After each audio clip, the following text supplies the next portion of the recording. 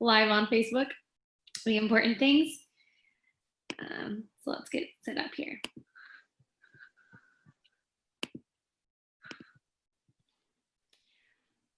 Alrighty, everybody, welcome to La Suprema Lunch. So we've been doing these since May, since we opened La Suprema Works in Barrio Viejo.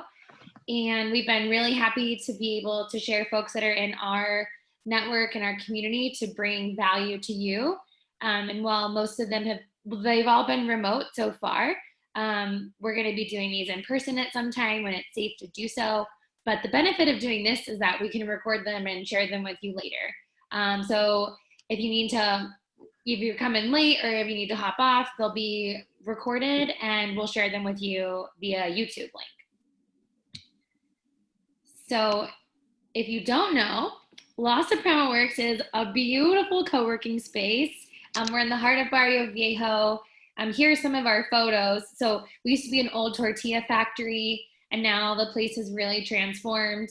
And some updates since these photos is that we're working on some art installations right now. So the space looks really colorful, and we're getting professional photos and videos done this weekend. So these will all be updated soon. So stay tuned for that. And the way this is going to work is that we're going to have a wonderful presentation by Gina Catalano. She's the co-founder of La Suprema Works, and I have the pleasure of working with her on a daily basis. She's absolutely amazing, and I've said this in the different social posts I put out, but Gina drops like knowledge bombs on an hourly basis, so I know that these 45 minutes are going to be packed with super great advice for all of us. And as the presentation is going, please note your questions. You can send them over the chat or the Q&A box, either way.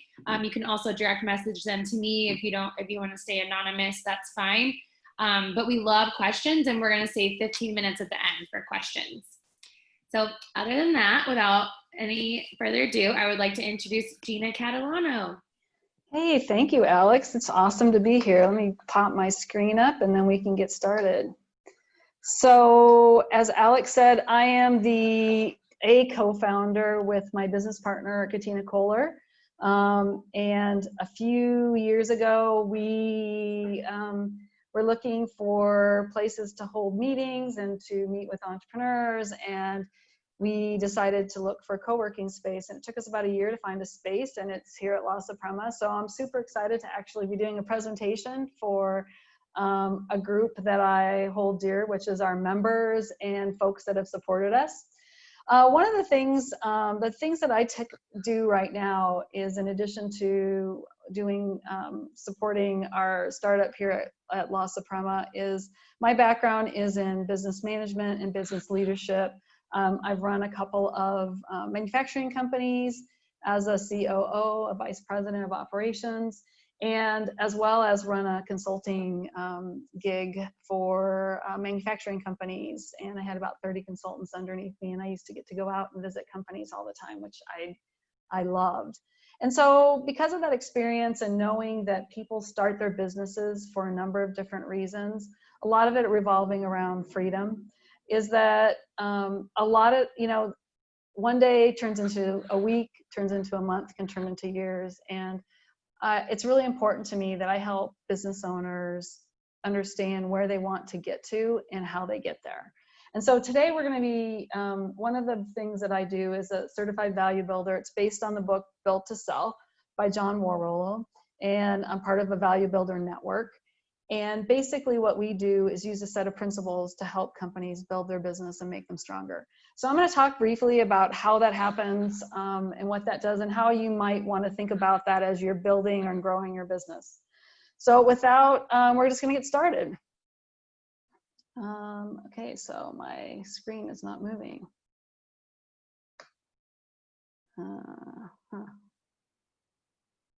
Sorry about that, guys. Okay, there we go. So I like this quote because, there's so many overnight successes where it really is a matter of 20 years. And so it's passion, hard work, and determination, but a little bit of also good timing and a little bit of luck. And I love this quote. Again, this is from Guidant Financial about why people open their business. A lot of people, it's because they want to pursue their own passion, ready to be their own boss. An opportunity showed up that they thought that nobody else could do. And quite frankly, a lot of people have dissatisfaction with corporate America. Either they see something and then there's that catalyst that makes them decide, I think I should go do something different. So with Built to Sell, I talked a little bit about that. The data that you're going to see here today is based on over 40,000 surveys that companies, much like yours, small to mid-sized companies in the United States, predominantly in the United States or North America, that we actually are an international organization, but the majority of the surveys are from North America. And it gives you the data. And John Warlow had started and sold 4 businesses. He's a researcher, a market researcher by trade. And so he always had this ability to be able to kind of take things and put them together. And what he found out of all these surveys, oh, and by the way, there'll be a link at the end to take the survey if you're interested. It's a free survey if you'd like to do that. What he found is that companies with higher scores receive better offers. In the Value Builder system right now, the average score that somebody gets is about a 59. What we know is that every time you raise it 10 to 20 points, you can double the value of your business. And so in terms of what an acquirer would look like. And so we're just really intent on using these principles to help people improve their business so that they can get the rewards that they deserve at the time when they decide to sell or transition it. Or to turn it over to somebody else to run. So a lot of people, especially when you're starting your business, are saying, well, what if I'm not planning on selling your business? The top 2 reasons that people sell their business is because 1, they get an unsolicited offer, and 2, there's some sort of personal or family emergency, either a health crisis or death in the family. And neither one of those are plannable, right? And so, for most of us anyway. And so one of the things that I always talk about is if your business is ready to sell, it's going to be easier to run, it's going to be more profitable, and it's going to be more attractive to acquirers. I need to move this because I can't see. I'll have to figure this out. And so bigger companies, what we know is that bigger companies get bigger multiples. And a multiple is typically, you'll hear that somebody will say, oh yeah, that company traded for a multiple of 5. And what somebody is saying when they say that is that it's typically on what their net profit, an adjusted net profit, what we call a normalized EBITDA. EBITDA is earnings before income taxes, debt and amortization. Debt and amortization, income taxes are all tax related strategies. They're not really about operating income.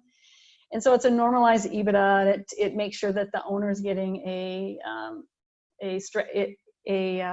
market rate salary and all those types of things. And so somebody will say that they had, it's like 5 times earnings. And so what that means is if somebody's making $1 million a year, then you'd say that that company's their offer was $5 million. And what we know is that larger companies, so this is what be their earnings. Those companies that made less than $1 million, their multiple was 2.84, and then somebody who had 10 million plus their multiple would be over 5 million. So 5 times. So if you say like at 10 million and their net profit was $2 million, then they would maybe get $10 million. So, and the reason is that bigger companies tend to have more systems in place. They tend to be less reliant on the business owner, him or herself, and they tend to be more dependable. At the end of the day, when somebody's looking to buy your company, they're looking to buy your company because they want sustainable, predictable revenue. And a lot of times when you're at the lower end of that, it's not as easy to do that because you're scrambling to take care of that.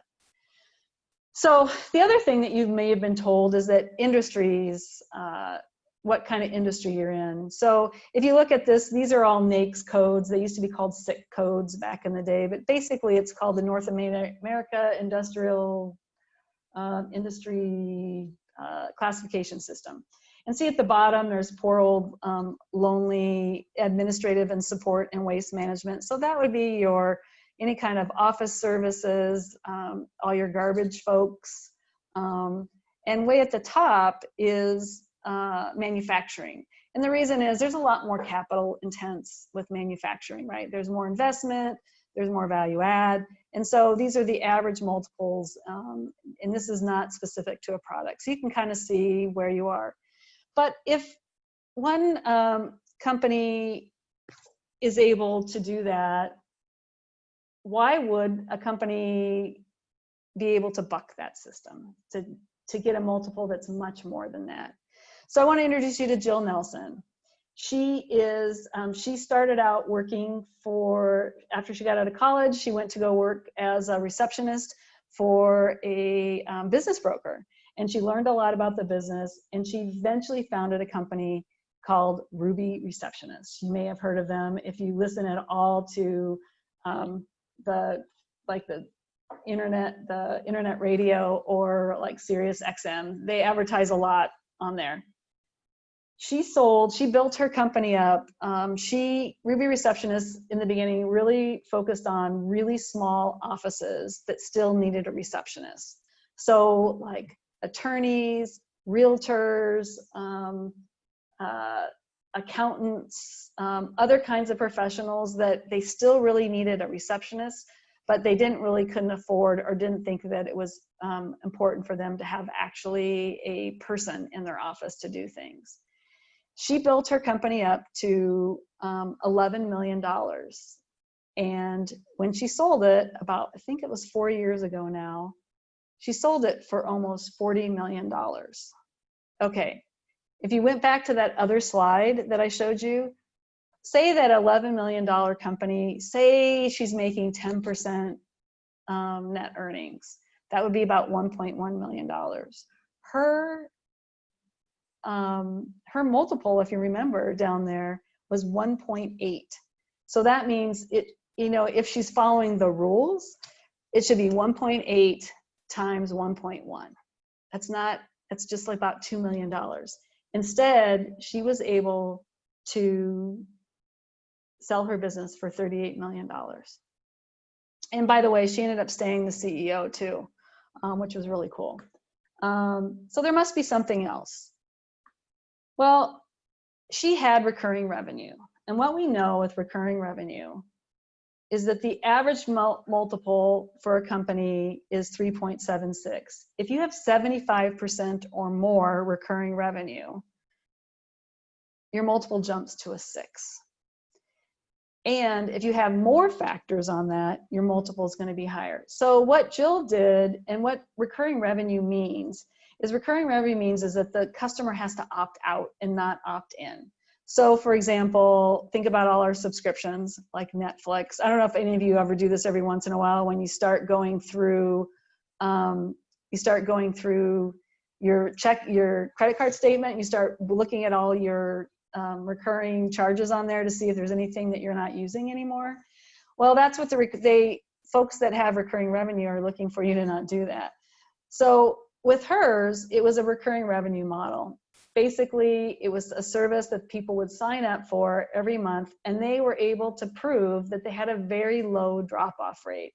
They had super well-trained customer service folks who were actually the receptionists. They had an extensive training program. They had a very little drop-off, and they were growing like crazy, and they had a very proprietary training system. And so when somebody purchased them as part of their overall operation, they were immediately gaining revenue that they knew that they could depend on. So when they were investing that $38 million, they knew that they were going to be able to get that $38 million back. So that's why recurring revenue, and I talk a lot about it all the time. And so a lot of people are like, oh, Gina, I have X business, Y business, and I can't get recurring revenue. When I went to training for this program 4 years ago, we had to spend a good half day working on helping people figure out different revenue streams that people could do that add recurring revenue, different subscription models, everything from like pool maintenance to all different kinds of service businesses, even selling physical products and what you could add on to that.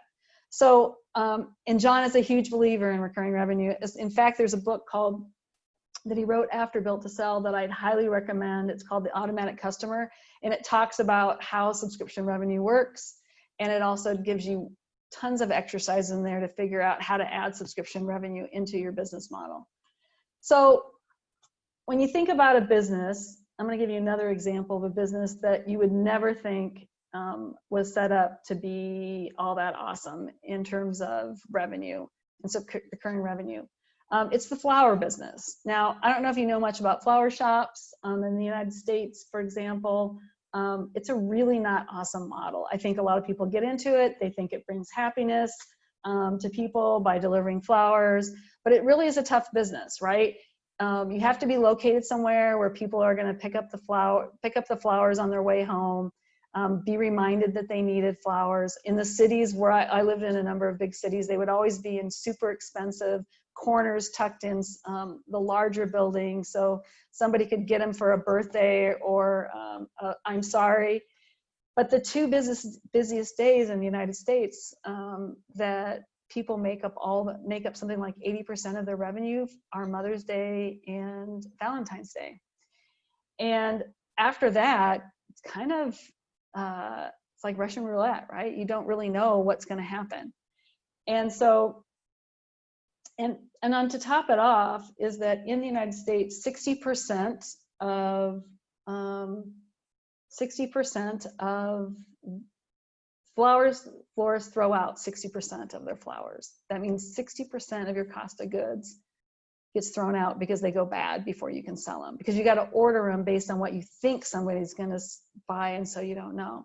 So it's just not really an awesome business model. So this is a business that you would think is not not something that would be great to try to get into. However, these two guys are Sonyu Panda and Brian Burkhart, and they're the founders of a company called H Bloom. And what they chose to do, they saw this opportunity and they decided to start H Bloom, and basically it's flowers by subscription. And their initial customers were all high-end restaurants, hotels, spas, financial buildings, places where the lobbies had fresh flowers. And what they did is they said, okay, we will set up a weekly delivery, bi-weekly delivery, whatever the particular customer wanted, and we will make sure that you have fresh flowers. We'll take out the old, we'll put the new in. You can tell us what your preference is. We'll give you choices. And the next thing you know, they had this amazing subscription business. And there's a podcast, I've actually listened to 2 podcasts with Sonyu, and one of the things that he said was that the recurring revenue was great, but what was really great for them was the predictability of their sales. And the predictability of their sales allows them to know how much product to buy. So if you know that if the Biltmore in Santa Barbara always gets gladiolas, and if you know that the Fairmont in San Francisco always has daisies, and if Canyon Ranch Spa always has wildflowers, then you know exactly what to buy. Their waste is 2%.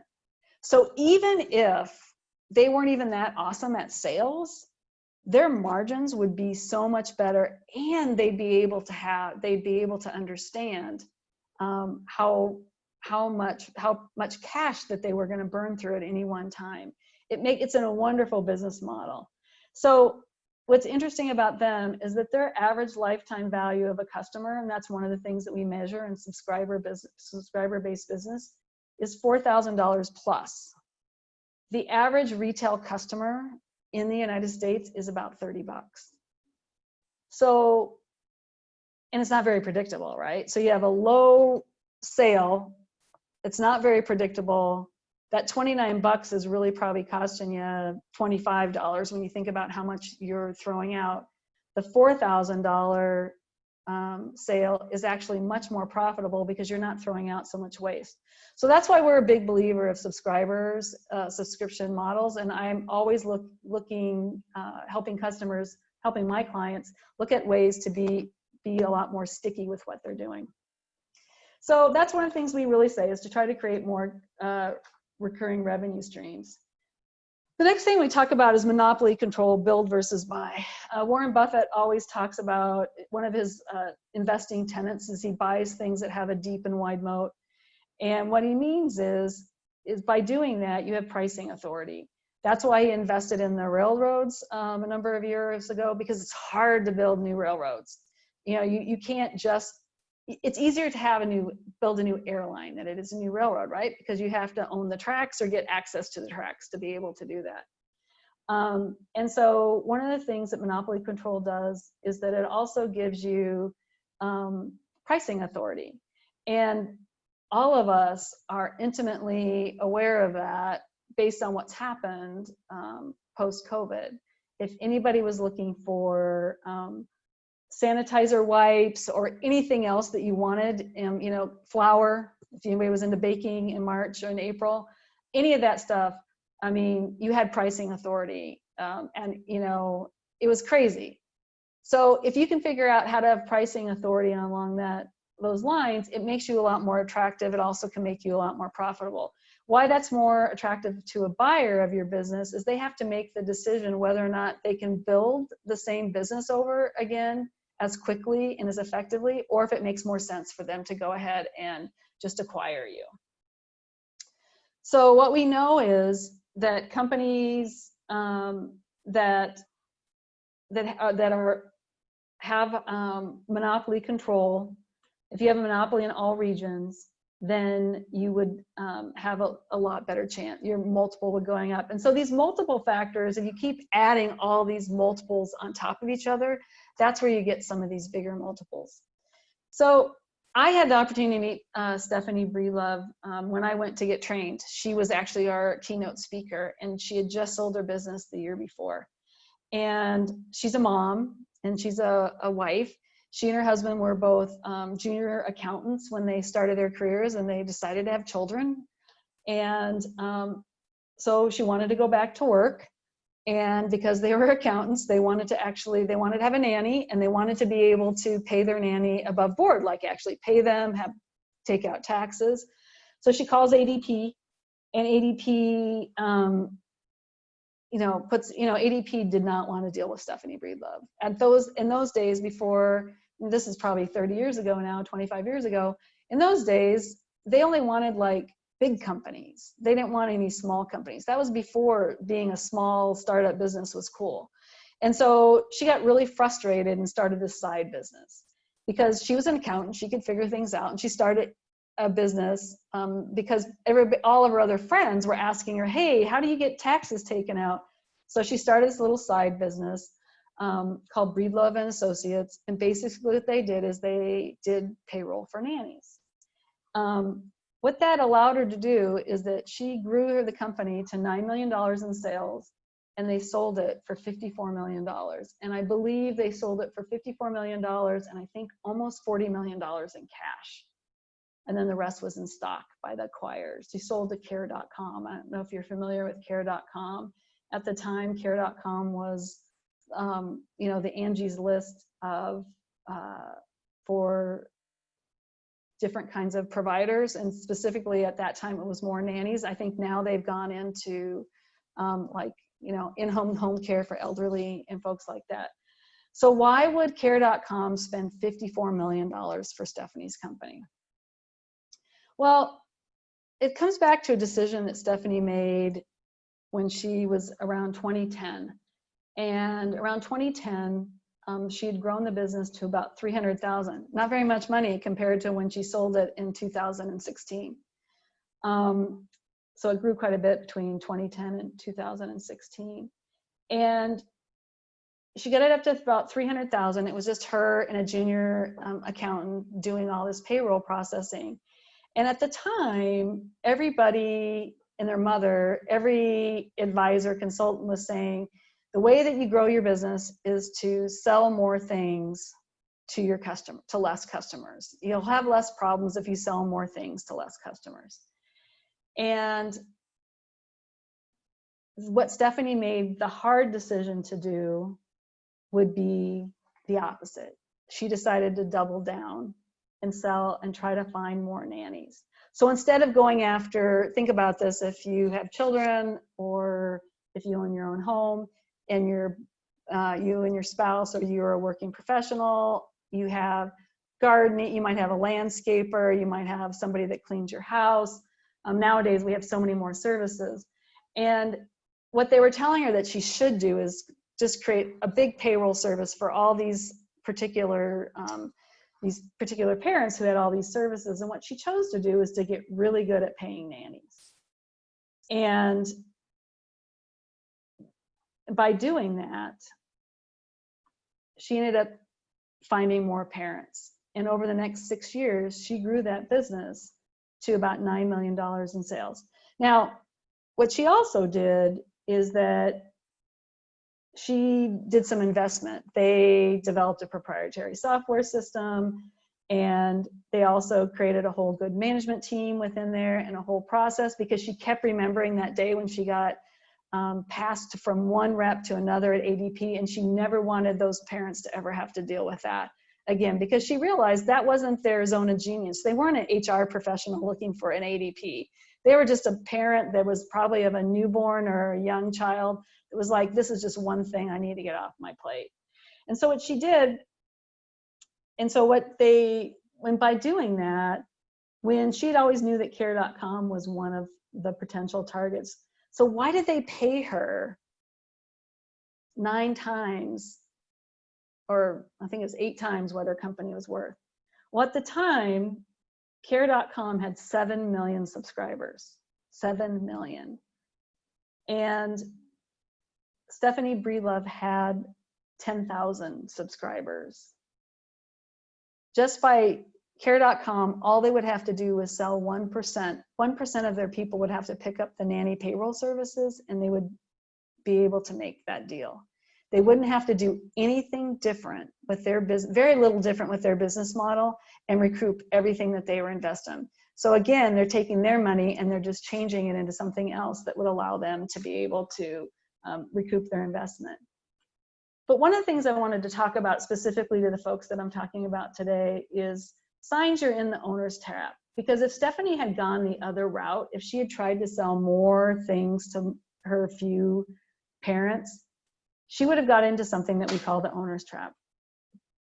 And typically in a business, most of the companies that I work with, the owner is either responsible for selling or creating the intellectual property for the business, or sometimes both. And when the owner sells, the owner can do anything, because typically the owner envisions it. And some of you might be saying, yeah, that's happening to me right now. So they sell to the customer, they start saying, and then that customer loves them. And they're like, they know that you're going to be dependable, so they want to keep asking you to do more things. And when you do more things, it gets harder for other folks in your team to be able to do things as you grow. And then only the owner can deliver, right? You send out Sally to go help them, or you have somebody else talking on the phone. They're like, well, I want to speak to Gina because Gina's the only one that can do this. And then what happens is that the owner is the only one that interfaces the customer. I've been working with companies for 20 years now, and what I can tell you is that there's no specific threshold for when this happens. Some businesses it can happen at 1 million, some businesses it can happen at 5 million, some businesses it can happen at 10 or more. It really depends on the team that you have in place. But what I know, how you know that there's a problem, is that the business starts slowing when you're away. Customers always come directly to you when something goes wrong and your revenue is plateaued. And that's what I mean. It can happen at a lower number, it can happen at a higher number. So what I'm always telling people, the sooner you can get out of day-to-day delivery of direct services, or at least know when you'll be able to get out of direct services, you'll be able to build your business. Why people put that off is because it's super painful. It's super painful to find people and train people in a way, because most owners I know are not super great at that. It's not their zone of genius. Their zone of genius is visioning the products, selling the products, working with the customers. And that's why that's quite frankly why people will call me, is because I can help them bridge the gap between what they want and where they know they need to get to. So the philosophy is escaping the owner's trap, just to recap, is selling lots of things to one customer. That's what people will get to. And so I'm always trying to move people to selling one thing to lots of customers. As a rule, when somebody comes to look at your business, they try to make sure that your top customer is not more than 15% of your overall business. Now, in the beginning of your business, you may only have one customer. There's nothing wrong with that. What you need to do is say, okay, I'm always trying to make it so that I'm less reliant on that customer. How likely are your customers to recommend you? One of the things that that's been interesting over the last couple of years is that people that are looking for businesses to buy are looking again for predictable revenue. Predictable revenue comes from predictable customers. Predictable, happy customers recommend businesses to other customers. So there was a guy named Fred Reichheld, who's still named Fred Reichheld, and he was really curious about why some companies grow in that hockey stick that we're used to always wanting to see in a graph and see our businesses. And what he found is there was a virility factor with companies that go viral. And what it was is not just happy customers, super motivated happy customers. And he came up with something called Net Promoter Score. And so if you look at the bottom, over 20 years he studied, if you look at that white line, that's sort of the average growth index of companies over the companies that he did research on. And if you look, and then when he found that companies that grew at a much higher pace, so you can see the orange line, the Googles, the Apples, Eventbrite, I don't know if you know this, but Eventbrite has some of the highest net promoter scores ever recorded. And it's why that they were able to get investment revenue. I know they've probably been struggling, but I think they pivoted quite a bit in this online environment. Harley Davidson, for example, also for an old school company, also has a very loyal base. And so what they knew is that there's something that people were really, and think about like when the iPhone came out and how people just raved. I mean, people are just iPhone fans, right? Or Apple product fans. And how Google really upset and changed the market for how people did searches.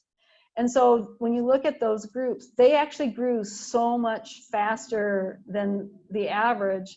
And what he found, he attributed it to, is having really loyal, rabid customers. Not only that they will buy your product, but they actually do promote your product. And almost everybody, I'm sure, on this call has seen the Net Promoter Score. If you've ever purchased a car dealers are notorious for using Net Promoter Score. That's why they get their inventory, they get their ratings all based on that. How likely are you to recommend this dealership? That's Net Promoter Score. So that's what the question is. Let me tell you about what the Net Promoter Score, how that's calculated. It's basically, it's the the net percent of promoters. And so if the question is, how likely are you to recommend our service on a scale of 0 to 10 to your friends, family, and colleagues? There might be some slight version of it, but that's the basic number of it. Promoters on the 0 to 10 scale are 9s and 10s. Those are the people that are most loyal. They're gonna always they're always super excited about you. The next group is what we call passives. Those are the 7s and 8s. For those of us that tend to like the 7 and 8s because we don't want to commit one way or another, they're not going to badmouth you, but they're not going to go out of their way recommending you. So in this fictional example, we have 25% of promoters, we have 70% of passives, and then we have detractors. And detractors are anybody that gives you a 6 or less.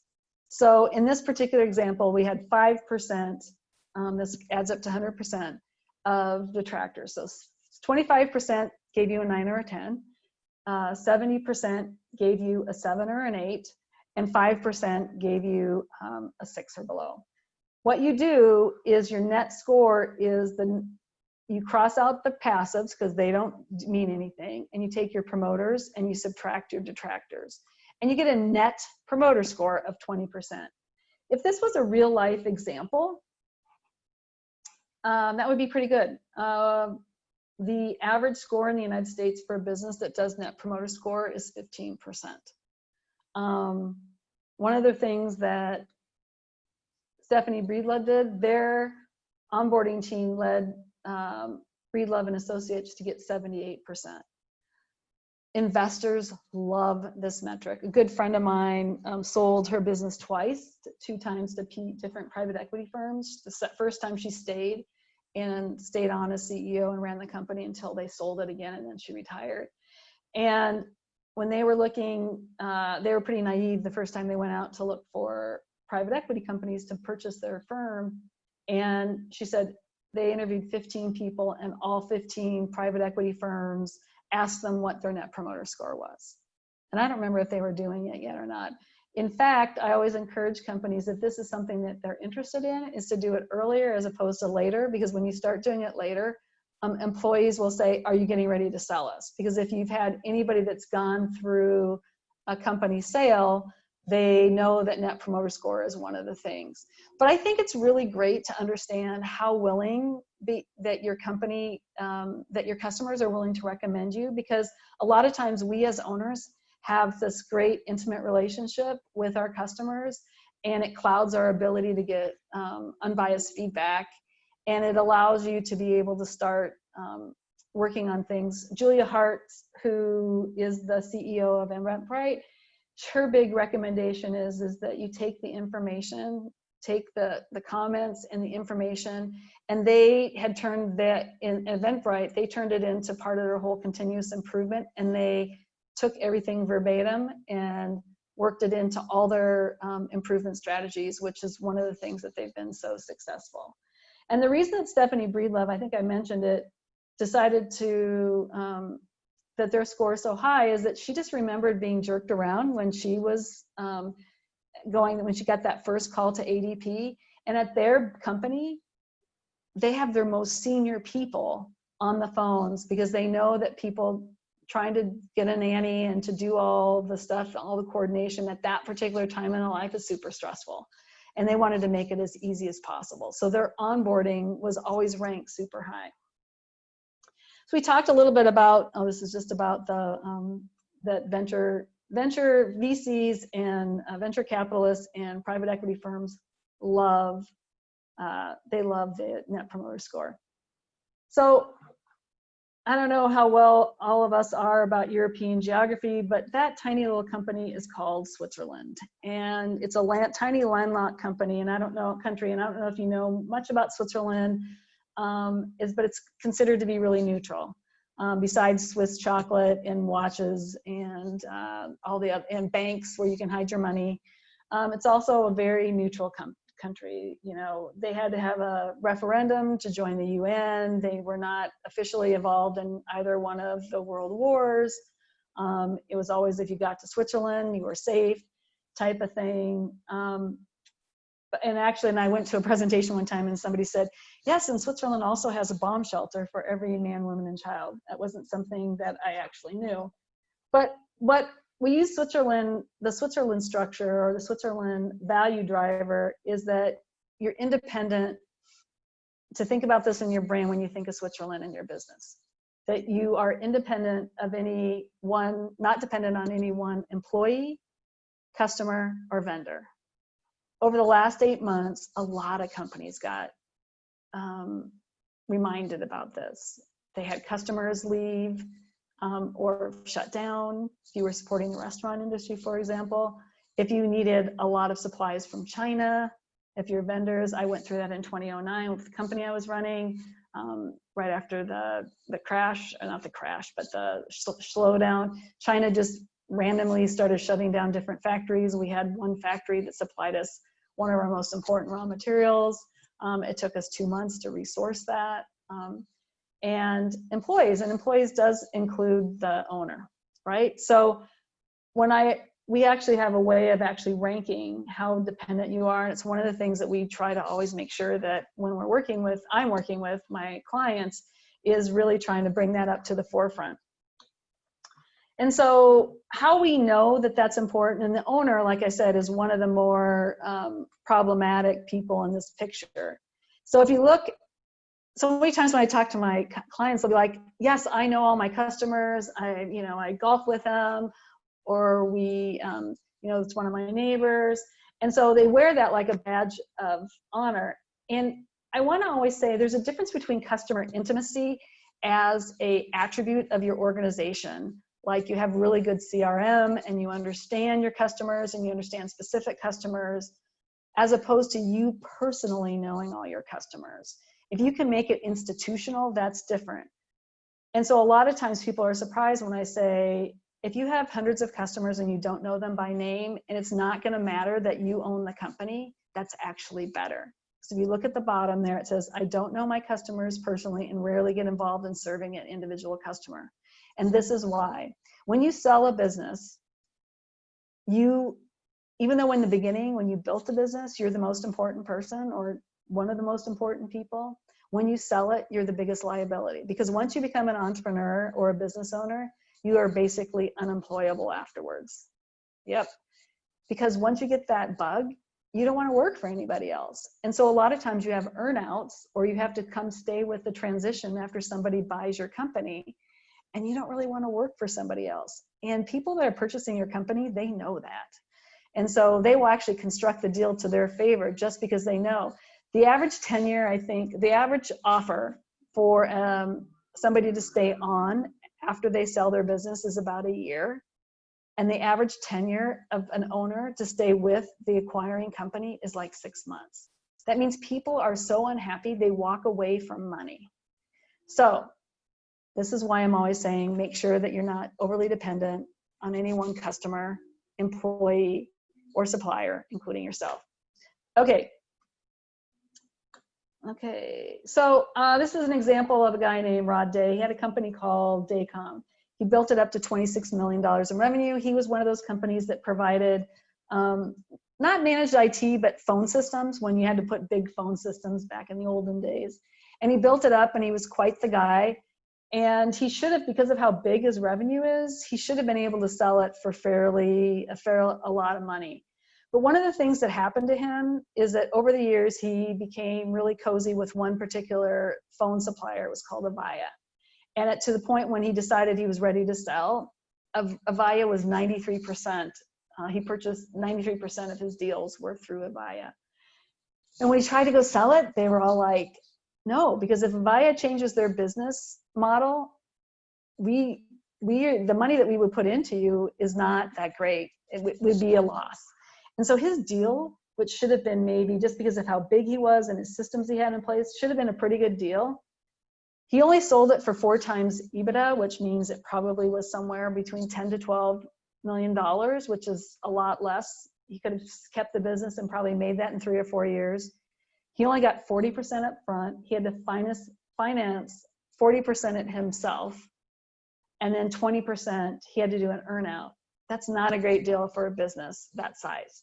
And with that in mind, that's why it's super important for you to make sure that you are not so tied to any one vendor as well. Growth potential, and this is the last one, and we're on the home stretch here, and we can answer any questions. So one of the things that people want to be able to do is to grow a business. And, it's been really fun over the last 6 months. One of the positive things that's come out of all the challenges that we've had since March is seeing so much growth in the online industry.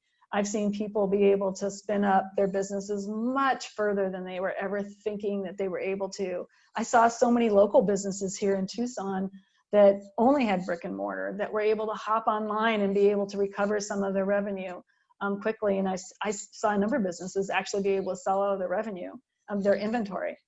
And so one of the things that if somebody's going to invest in you to purchase your company, they want to make sure one of the questions that we ask is, how easy would it be to accommodate 5 times demand? So think about somebody like Netflix. Think about all the digital streaming that happened in March and April, right?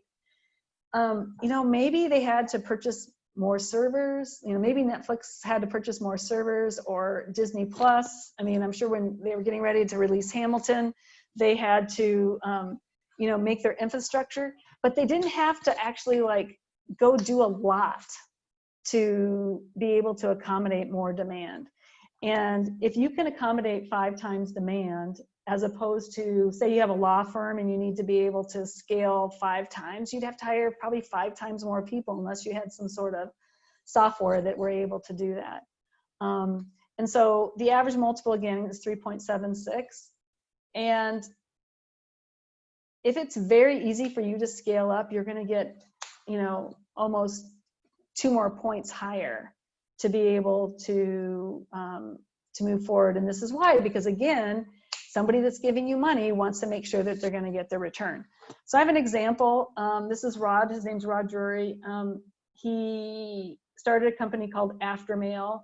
For those of us that are a certain age, we might remember something called Sarbanes-Oxley. It happened after 2 financial crashes ago, in the early 2000s, after the dot boom, the dot-com crash. And Sarbanes-Oxley was a law about keeping track. It was post-Enron when they were hiding a lot of material. It said that they had to keep track of all their documents.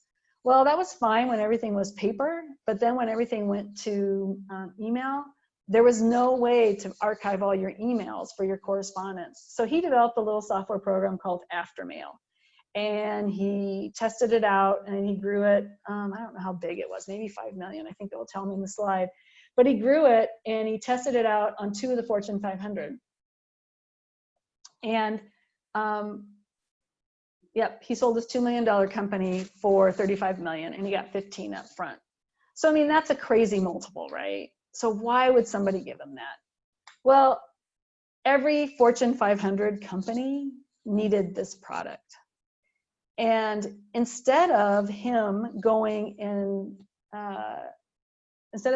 ahead and trying to go after the other 498 Fortune 500, he found somebody that was already servicing those companies in the managed IT services integrator. And he said, hey, I could go after this. I could hire a sales group, but you already have the sales team in here, and I already have another idea. His other idea was a company called Xero, which is basically an online competitor to QuickBooks. It's Rod's out of Australia, by the way.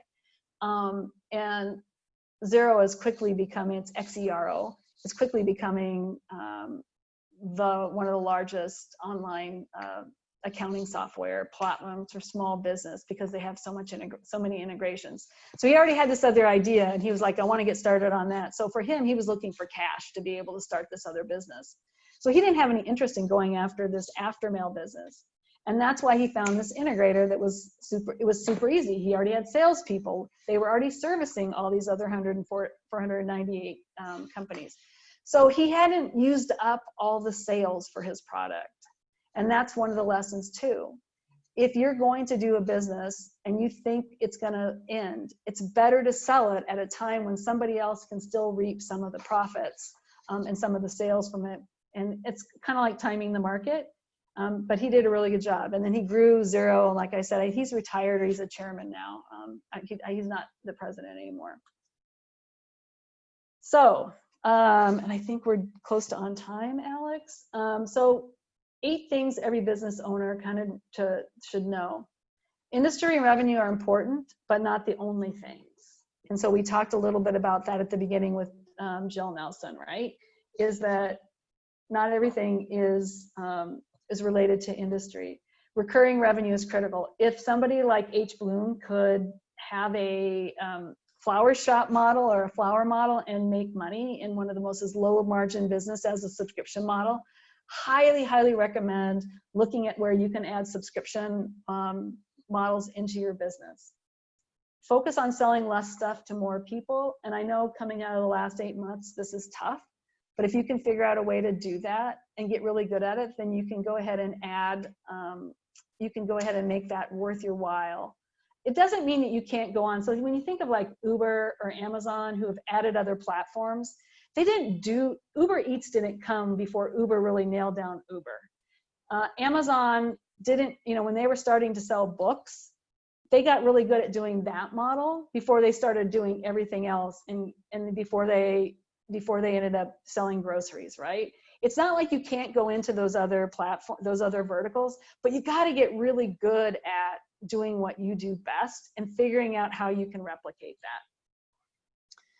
Think about getting a 50% plus on the Net Promoter Score and using the information to really improve your business so that you can show that your customers are very sticky and they're going to stay with you after somebody acquires your business.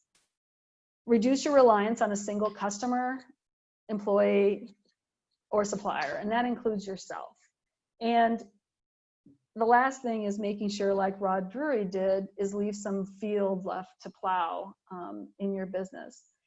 Now, even if you're not going to sell your company, if you do all these things, your business will become a lot more fun to run because you'll be able to do the visionary, the fun things, and feel like you can go on vacation. Something could happen and you could still have a revenue stream.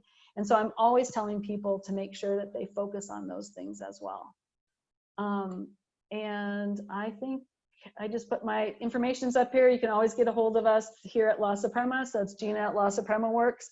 If you're interested in taking the Value Builders survey, Katina and I have another website called buildgrowexit.com/value builder. There's a link there for you to get your free assessment, and it takes about 15 minutes, and I will send you a very detailed report. It's got a lot of questions and a lot of fun. I'll be more than happy to review that with you. And I think we are done. Alex. Thank you so much, Gina. I feel like a sponge. I just soaked in so much knowledge. And we have some questions for you. Awesome. So to get us started, we're wondering if you can elaborate a bit more on the subscription model. Is it enough to offer subscribers a discount, or is something else needed too? That's a great question. I'm not quite sure what that question is meaning. Is it specifically a discount model? So I don't think it's not really the discount model. So like a lot of times you'll either get a choice. Like, we have a lot of software platforms that Alex and I use to run La Suprema. And so we have the opportunity, right? We have many things that we do. And so I'm assuming that means does that matter is that if you have them come, if you give them a year at a discount as opposed to month to month, like, right now, like if you get Calendly for $10 a month, or if you get it for the whole year, it's 90, right? So it's either 120 or 90. The benefit of getting the 120 or getting the 90 is that you get the money up front, and you can tell them that you have a full 11 more months of subscribers. It's a little cheaper. What somebody's going to be looking for is they're going to be looking at customers, and there's a whole model, and we can even actually spend more time on this later, but there's a whole way that you calculate the customer acquisition cost, how much the subscription is, what the lifetime value is, and then how much your churn is, which means how many new people come on and how many people leave every month. If you look up monthly recurring revenue stats, or if you just Google that, it'll come up with all the things and how you figure that out. And if that didn't answer the question, let me know and I can re-answer it. Perfect. A couple more here. Is there, out of all of these 8 ways to improve the business, is there one that you recommend starting with? That's a good question. The 2, we kind of did them in the order that I think's most important, is getting yourself out of the owner's trap. So recurring revenue and selling less stuff to more people, so that at the end of the day, you're not the person that's delivering all the services. That's where you get the most bang for your buck. And I think, so those are what I'm always trying to figure out. Even with like, I think I did it in my first book, is that I said, even if you have, like, you're only a one person business, that's what you want right now. If you're doing a task that's not the main part of your task, and say it's something like, okay, so like at La Suprema, I'm using this as an example. You and I have to do a lot of cleaning thanks to COVID, but one of the things here, but that's not our main job. The busier and the bigger we get, we could hire someone to do cleaning here. So I'm always saying, let's focus, the things that we do that's more important to us is, you know, onboarding new members and retaining new members and figuring out systems to keep attracting, onboarding, and retaining are our three things. That's what we're focused on. In the beginning, we have to take out the trash, right? And that's part of keeping things going. But eventually, we can hire someone at a much less price to take out the trash. So if somebody's asking me, I would work on getting yourself out of the owner's trap and always being aware of it. And if you're doing something and thinking, oh, eventually this is the next thing that I need to get rid of. Yeah. Yeah, that's excellent. And some of these, it seems like are measurables. So what's like the best way to measure progress in these, for these different steps? Is there like some kind of method that you recommend or tool that you recommend? Well, one of the things that I do with my clients, obviously, is I just have them retake the value builder score, because the more that they can answer differently on that.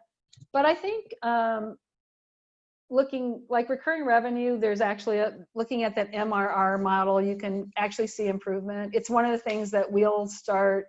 Actually, I was thinking today when I was getting prepared for this, we need to add this to our KPIs, because co-working is absolutely a subscription business. Yeah. And becoming, looking at, for example, selling less stuff to more people is looking at your product offerings and how much you're selling in each one. And if you see something, so for example, say you have 5 products and you have X amount of customers, measuring and knowing that you want, and you have one customer it's your first customer and they're 50% of your business. Then one of the things I'd suggest is every month or every quarter or once a year, depending on your business model, is like looking at your customer segmentation and how much you're selling to each customer, do from your highest selling, and then what products you're selling into each one of those customers. Also looking at profitability of each product is really important, and thinking about what product is going to keep being more desirable moving forward, and getting rid of the lower level products that are either dying off or don't have value in the future. Does that answer your question? Does that answer the question, do you think? Yeah, I think so. Yeah, it's helpful for sure. And that brings us right to time. It literally just turned 1 o'clock. So awesome. I know we like to keep these to an hour. So Gina, thank you so much. And thank you everyone who attended today.